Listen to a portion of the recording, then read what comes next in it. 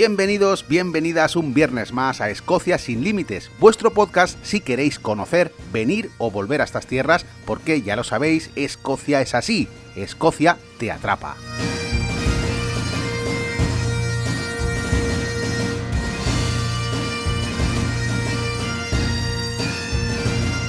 Yo soy, como siempre, Andrés, guía turístico y director en Mundo Escocia, donde podéis encontrar los mejores tours, circuitos y excursiones desde Edimburgo. Así que si estáis pensando en venir a Escocia, ya lo sabéis, mundoescocia.com.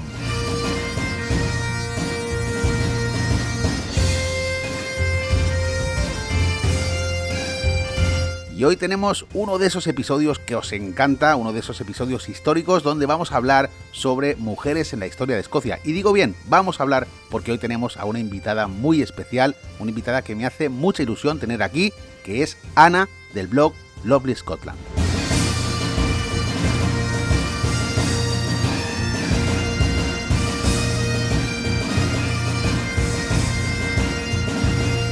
Y es que siempre que hablamos de historia de Escocia, lo hacemos refiriéndonos a personajes tan importantes como Robert the Bruce, como William Wallace, que sin duda marcaron el devenir de esa historia de Escocia.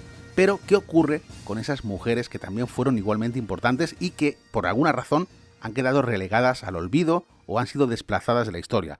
Esto es injusto y hoy quería poner el foco precisamente en esta cuestión.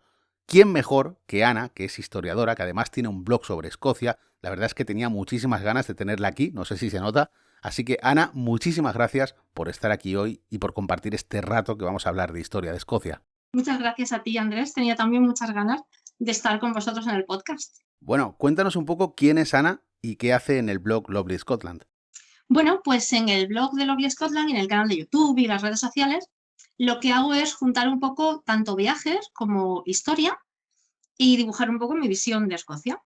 Bueno, tengo que decirte que me declaro fan total de tu trabajo, pero sobre todo me gusta tu canal de YouTube.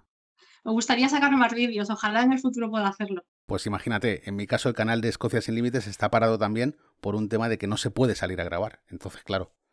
Bueno, hoy vamos a hablar sobre mujeres en la historia de Escocia. Vamos a lo que vamos, ¿vale? Porque hablar de historia de Escocia ya es apasionante de por sí, pero es que encima hoy vamos a centrar el episodio en todas esas mujeres que merecen estar ahí también. Pues sí, la verdad es que las mujeres en la historia de Escocia han tenido un papel muy importante. No siempre aparecen en los libros con toda la importancia que debieran, pero bueno, para eso estamos nosotros, ¿no? Para darle su lugar. No, desde luego. Además, si te fijas bien, todos los episodios históricos de Escocia vienen por ahí, ¿no? Vienen por el tema de las guerras de independencia, vienen por el tema de las guerras jacobitas. Al final siempre son hombres peleando, alcanzando la gloria o incluso fracasando, pero el papel de la mujer también fue muy importante y no se le da la importancia que tiene. Entonces, yo me he fijado que en tu blog tú tienes muchas referencias a esas mujeres que a lo largo de los siglos hicieron que Escocia llegue a ser el país o la nación que es hoy. Sí, creo que fue hace 1 año o 2 años que decidí sacar una especie de recopilación y desde luego no están todas las que son, pero sí todas las que están, de mujeres importantes de la historia de Escocia. Y precisamente es por esto, porque cuando te pones a leer, digamos, blogs generales o artículos, no suelen aparecer y ellas están ahí, vamos. Bien, pues hoy he preparado un guión con 3 nombres propios, lógicamente hay muchos más, pero vamos a centrarnos en 3 mujeres importantes que para mí fueron Isabella Macduff en las guerras de independencia, siglo XIII, siglo XIV, después tenemos a María Estuardo en el siglo XVI y nos iremos al final con Flora MacDonald casi en el siglo XVIII. Esto te lo digo porque si nos ponemos a hablar sobre mujeres en la historia de Escocia, te digo yo que tenemos 2 horas y pico de programa. Entonces vamos a centrar el foco en esas 3, después si quieres hablamos un poco más en general. Pero para mí es importante saber tu opinión sobre Isabella Macduff, que fue un personaje o una mujer importante durante este periodo de las guerras de independencia por Escocia. Bueno, pues Isabella Macduff es una de las grandes protagonistas realmente de la Guerra de Independencia de Escocia, porque se trata nada más y nada menos de la señora que coronó al rey Robert de Bruce, o que lo coronó la segunda vez que se le coronó, porque fue un rey coronado 2 veces. Esta señora tenía un marido que decidió ponerse del lado de los ingleses, pero ella se reafirmó en mantener su lealtad a Robert de Bruce, en una época en la que esto pues, no estaba muy bien visto, porque la mujer tenía que deberle obediencia a su marido. Pero el caso es que como miembro del clan Macduff, a ella le correspondía coronar a los reyes y había que coronar a Robert de Bruce. Pero cuando ya llegó a la coronación, ya lo habían coronado y aún así se impuso y dijo, no, al rey lo tengo que coronar yo. Y así fue. lo coronó ella. Claro, en aquel momento había una guerra interna entre los escoceses, de hecho eran escoceses matando escoceses, algo que ocurrió también después, pero bueno, por no liarme, había dos bandos, los partidarios de Robert de Bruce y los partidarios de Cumming. Entonces, ¿tú crees que si hubiese sido Cumming el que se hubiese deshecho de Robert de Bruce en la iglesia de Greyfriars aquel día, Isabella Macduff hubiese coronado a Cumming? Ostras, Andrés, me has hecho una pregunta muy puta. No voy a pillar, ¿eh? No es una pregunta de examen, simplemente tengo esa curiosidad, porque siempre lo he pensado. Si en realidad, si en realidad hubiese sido Cumming el que hubiese matado a Robert de Bruce en aquella iglesia, pues claro, hubiese sido el rey de Escocia. Entonces siempre he tenido la duda de si, bueno, pues Isabella Macduff hubiese coronado por segunda vez a Cumming, o era una cuestión de afinidades. Yo, hasta donde sé, al clan Macduff le correspondía el honor de coronar reyes de Escocia. Vale, o sea que ella tenía el privilegio de coronar al rey e independientemente si hubiese sido de Bruce o hubiese sido cualquier otro, pues era el privilegio que le tocaba a su clan. Vale, es que además coincide que Isabella Macduff era partidaria de Robert de Bruce, por eso te lo preguntaba. Sí, sí, era una época en la que, bueno, las afinidades iban un poco y venían, y es como tú has dicho, no era, a veces escoceses mataban a escoceses, se aliaban con ingleses, y bueno, el caso es que ella escogió estas lealtades. Sí, de hecho hasta Robert de Bruce cambió varias veces de bando hasta que finalmente decidió un poco alinearse a lo que había hecho William Wallace y siguió ese camino ya una vez fue rey. Pero sin embargo, Isabella Macduff me llama mucho la atención porque fue un personaje importante en su momento y de hecho después de todo esto los ingleses la capturan y la someten. Se pasó 4 años en la ciudad de Berwick, dentro de una jaula de hierro que tenían allí colgando para que todo el mundo la pudiese ver, y de hecho la trasladaron varias veces del lugar de confinamiento con este castigo, con esta humillación, y creemos que murió en alguno de ellos, porque no sabemos realmente cuál fue su destino final. ¿Y tú crees, Ana, que en aquel momento, que seguramente la sociedad era muy distinta, mucho más machista, esto lo sabemos seguro, pero tú crees que en aquel momento el papel de la mujer era tan relevante como por ejemplo en este caso, ¿no? Que ella, sabemos que su marido estaba posicionado a favor de los ingleses y ella fue capaz de desmarcarse y decir, no, este es el camino correcto, ¿no? Contradiciendo a su marido. ¿Era tan distinto el papel de la mujer en aquel momento? Bueno, en verdad estamos hablando de una época en la que en general probablemente era así, pero cada mujer y cada persona tiene su carácter, y yo estoy completamente segura de que había muchísimas mujeres de armas tomar también en aquella época y que hacían valer sus opiniones o las cosas que ellas decidían hacer en cada momento. Tampoco estaban en un estado de, digamos, de sumisión total. De haberlo estado, probablemente Isabella Macduff no habría podido hacer nada de lo que hizo. Es una auténtica lástima, de verdad, no poder encontrar información de ciertas cosas. En este caso, por ejemplo, Isabella Macduff, pues sabemos lo que pasó, no sabemos cómo terminó ni dónde. Y esta es una de las cosas típicas que ocurre, ¿no? Que muchas veces buscamos información en los libros, ya no en español o en inglés, en general, en los libros sobre hechos históricos de mujeres, de hombres, de personas, ¿no? Al final, que se han perdido en el tiempo porque o bien no se escribieron nunca, o bien se escribieron y se censuraron en su momento. Y es una auténtica pena, porque encontrar cosas en español o en inglés es complicadísimo. Sí, efectivamente. Bueno, en español es absolutamente misión imposible. Si ya en inglés es muy difícil encontrar, sobre todo historia medieval, bueno, y del medievo para atrás ni te cuento, en español bueno, es una misión imposibilísima. Muy bien, Ana, pues si quieres, mira, vamos a saltar 200 y pico años en el tiempo y nos vamos hasta el palacio de Linlithgow, que es un palacio real, inmenso, hoy en día aún se puede apreciar, y allí nace la que sería la reina por excelencia de Escocia, María I, o más conocida como María Estuardo. Y esta sí que tuvo una vida, vamos, ajetreadísima. Sí, es una vida de película, y de hecho yo pienso que todo ese dramatismo y la tragedia de su historia ha llevado un poco por el camino de la amargura a sus diferentes biógrafos y ha restado un poco su importancia como gobernante, ¿no? Para ensalzar un poco lo que fue la gran tragedia de su vida, porque en realidad fue una vida muy pintoresca y que acabó muy mal. Acabó mal y no es extrañar porque todas las decisiones que tomó acabaron perjudicándola, ¿no? Es cierto que tomar decisiones en aquel momento, en plena reforma protestante, pues no sería sencillo, más siendo una mujer, siendo católica, pero yo tengo una duda sobre María Estuardo que siempre me hago. Bueno, para quien no lo sepa, hay un episodio donde hablo exclusivamente sobre la vida de María Estuardo, creo que también hay información en tu blog, Ana, pero ¿tú crees que ella era consciente o sabía del complot que había para matar a su segundo marido, a Lord Darley? Ya no digo si formó parte, sino si era consciente de ello. Es uno de los grandes enigmas en torno a la figura de María Stuart, porque sabemos que ella quería, digamos, deshacerse del lazo que la unía a su marido. Ella se había sentido muy decepcionada por cómo había resultado ser Lord Darley. Había resultado ser un tipo ambicioso, un tipo violento, que constantemente perseguía ser nombrado rey por María Estuardo cuando ella ya se había negado. Y sabemos que se produjo esa reunión con la nobleza en el castillo de Craigmillar, en la que se habló de cómo se podían deshacer de Lord Dudley. Lo que pasa es que al final se ha llegado a la conclusión de que ella desde luego no habría optado por la vía violenta y se cree que fue una conspiración nobiliaria de la que ella al menos no tuvo parte activa, al menos no fue la que buscó el asesinato de Lord Darley. Por cierto, todos sabemos que la vida de María Estuardo se ha llevado al cine y a la televisión, pues quizá estos últimos años de una forma más desacertada, ¿no? Porque como decía antes, hay momentos, hay cosas en la historia que se pierden, pero hay otros que se saben con certeza y quizá esta visión de la vida de María Estuardo se podría haber llevado de una forma mucho más acertada a la gran pantalla. Sí, yo la verdad es que pienso lo mismo. En mi canal de YouTube podéis encontrar un vídeo, de hecho, sobre el rigor histórico de la última peli, Mary Queen of Scots. Y bueno, pues la verdad es que tiene bastante que rascar en cuanto a fallos de error histórico. Probablemente el peor de ellos es ese encuentro entre Isabel I y María Estuardo, ¿no? Que jamás se produjo y que quizá fue la gran tragedia del final de la vida de María Estuardo, nunca poder haber hablado con su prima Isabel I. Pero sí, en general esas pelis están cuajadas de errores. Yo creo que vienen heredados de las biografías del siglo XIX y anteriores, que también están cuajadas de errores históricos. En cualquier caso, fallos enormes, fallos garrafales en cuanto a rigor histórico. Tenemos también el ejemplo de Braveheart, que también sé que tienes un vídeo hablando de esto. Y bueno, al final es un poco la magia del cine, ¿no? Que no se trata de documentales, pero yo creo que los que estamos un poco difundiendo la historia de Escocia nos sentimos en la obligación de hablar de esto, ¿no? Porque mucha gente ve lo que sale en la pantalla y mucha gente lo cree a pie juntillas, y no fue así. Bueno, cambiando un poco de tercio, yo quería preguntarte sobre esta relación que había entre Isabel I de Inglaterra y María Estuardo de Escocia, María I de Escocia.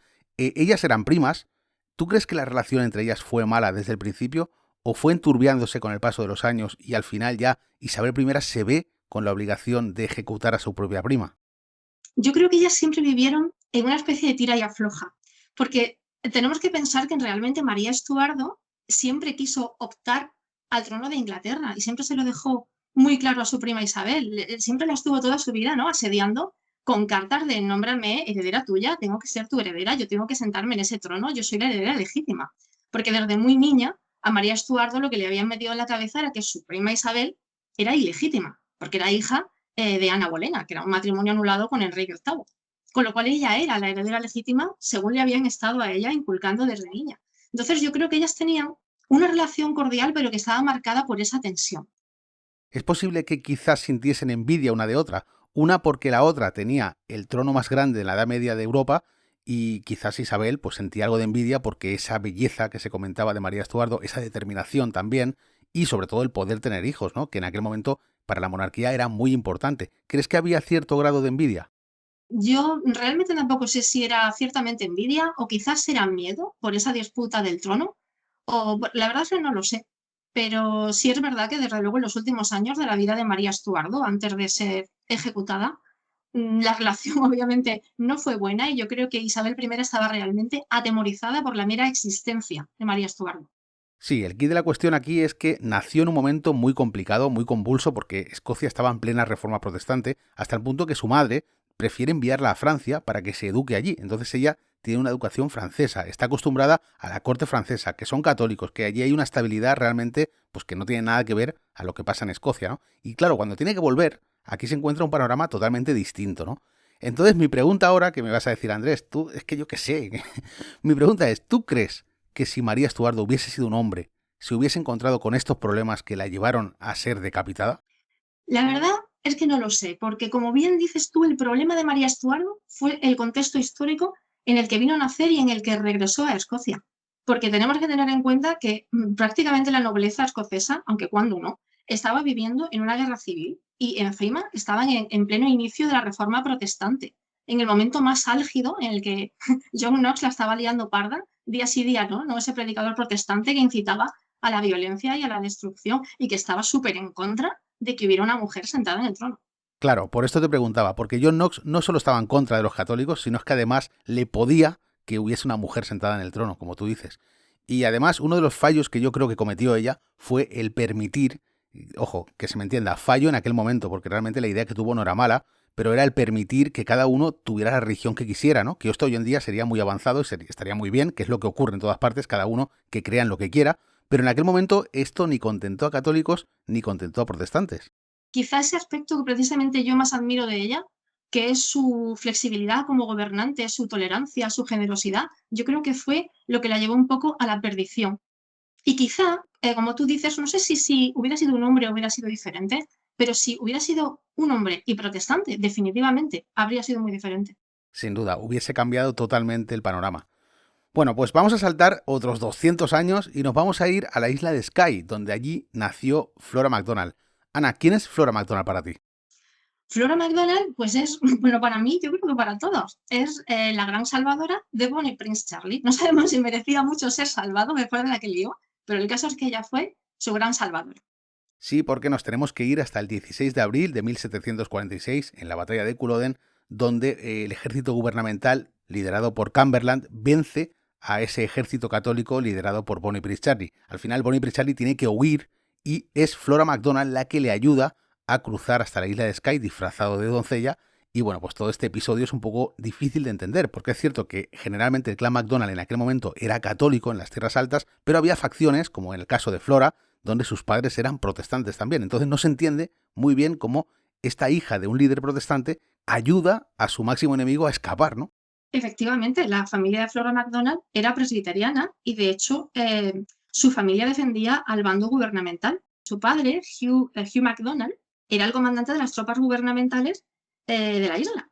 Claro, claro, por eso me llama la atención que la hija de un mando gubernamental ayudase al máximo enemigo a escapar a la isla de Skye, de ahí a Francia y de Francia a Italia. Bueno, al final se libró por los pelos, pero se libró y en aquel momento los protestantes lo veían evidentemente como el máximo enemigo. Le habían puesto precio a su cabeza, iban a por él. Por eso me llama tanto la atención. ¿Tú crees que lo ayudó por algo en especial?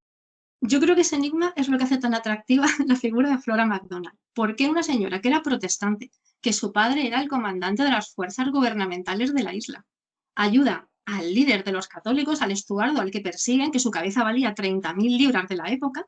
¿Por qué le ayuda a escapar? Disfrazado de doncella, le ayuda a llegar a Skye y le salva la vida. Y el caso es que no lo sabemos. Yo tengo varias sospechas, pero obviamente pues es imposible saberlo. Creemos que cuando Bonnie Prince Charlie llegó, creo que fue a la isla de Benbecula, donde se encontró con Flora MacDonald, llegó con un familiar de Flora MacDonald. Y eso a lo mejor pudo inclinar la balanza.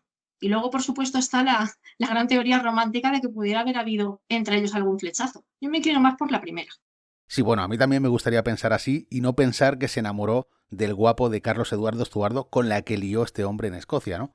Pero bueno, son teorías. Es verdad que de las tres mujeres que hablamos hoy, la más popular quizás sea María Estuardo, pero no nos olvidemos de que Flora también tuvo una vida de aventuras, una vida que ella luego se casa, ella luego emigra a Estados Unidos, como muchos otros escoceses en aquel momento, y luego ella regresa y muere en la isla de Skye, donde todavía está su tumba y además es visitada por muchísima gente, tanto gente nacional como gente extranjera que conoce su historia.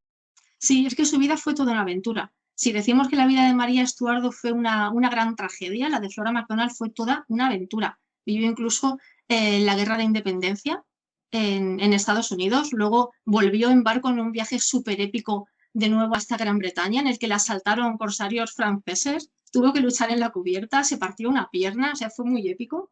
Y luego finalmente llegó de nuevo a la isla de Skye, donde pasó sus últimos, creo que 10 o 12 años. Bueno, y dejando un poco al margen nombres propios, como los que hemos comentado, pues hay que decir también que la mujer tiene un papel fundamental en la historia de Escocia y hablamos ya de mujeres que se mantuvieron siempre en el anonimato, que eran gente normal y corriente que, bueno, en la Primera Guerra Mundial, por ejemplo, en la Gran Guerra, sabemos que muchos soldados británicos perdieron la vida, sobre todo muchos escoceses, y claro, todas sus viudas al final se dedicaron a realizar trabajos que tradicionalmente habían sido trabajos de hombres, pero que sirvieron para levantar el país en aquel momento, ¿no? Y buena prueba de ello es que en el Museo de la Guerra, en el Castillo de Edimburgo, hoy podemos ver todo este homenaje que hay a estas mujeres que consiguieron levantar Escocia en un momento muy delicado.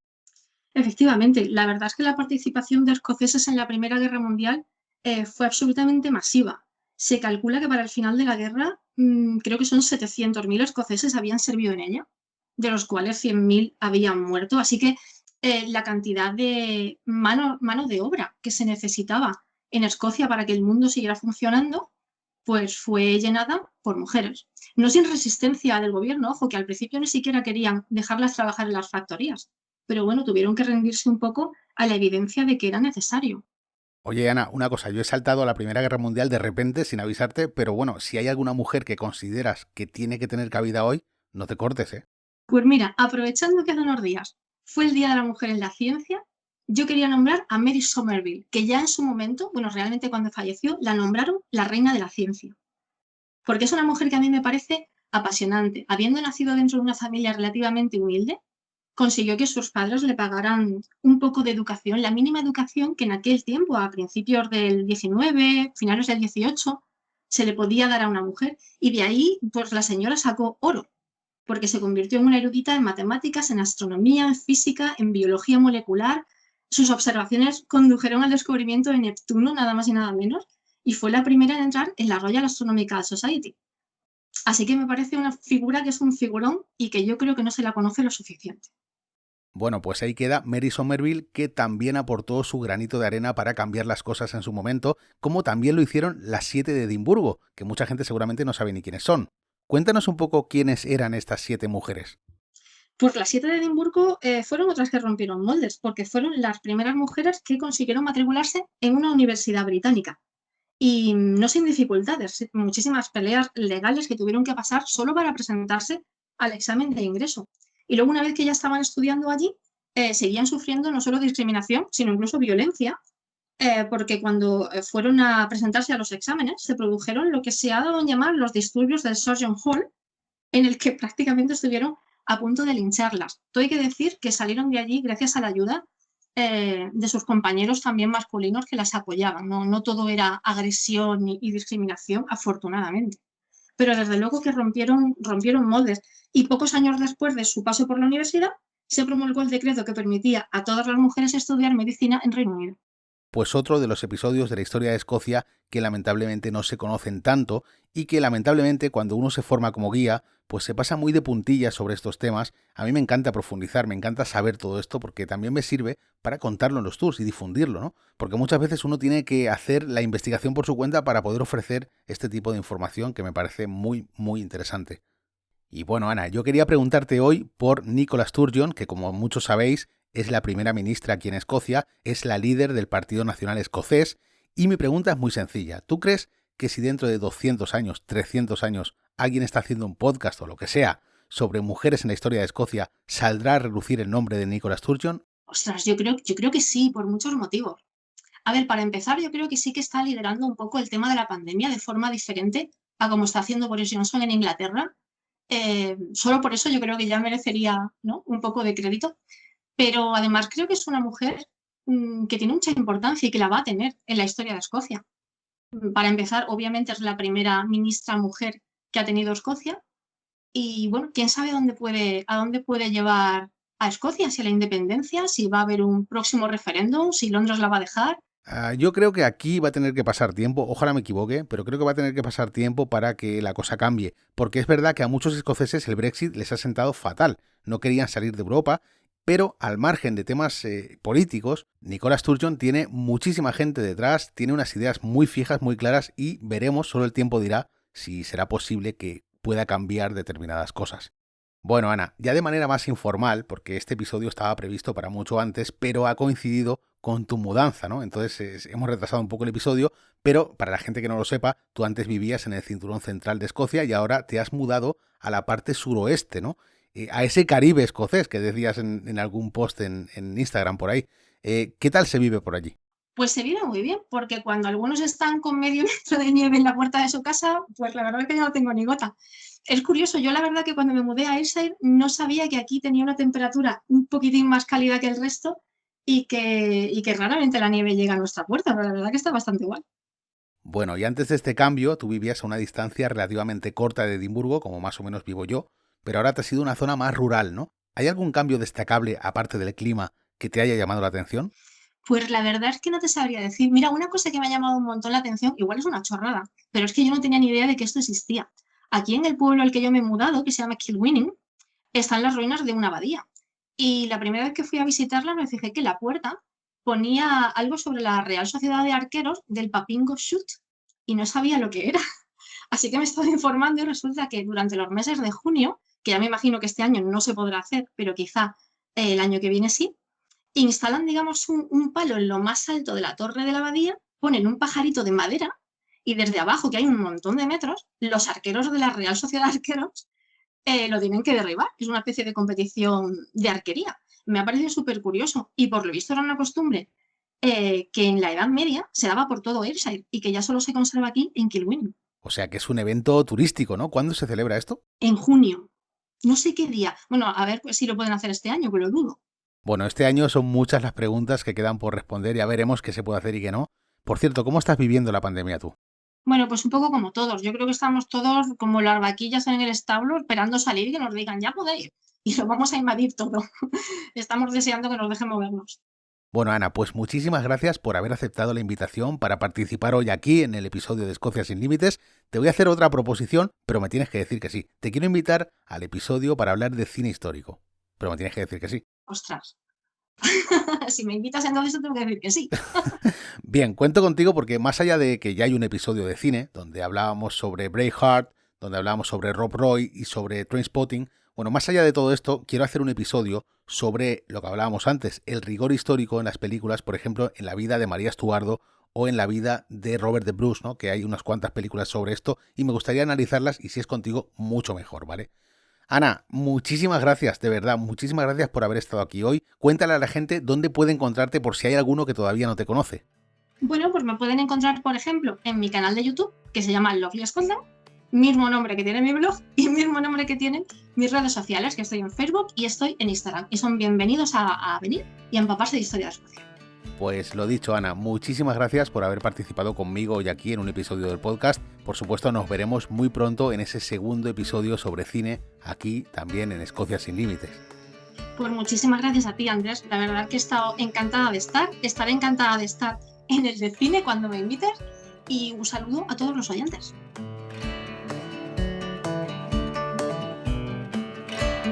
Bueno, pues ahí queda también un saludo a todos esos oyentes que nos escuchan a través del streaming de Radio Viajera, que nunca digo nada, y a través de la app de Radio Viajera, que también está disponible en su página web.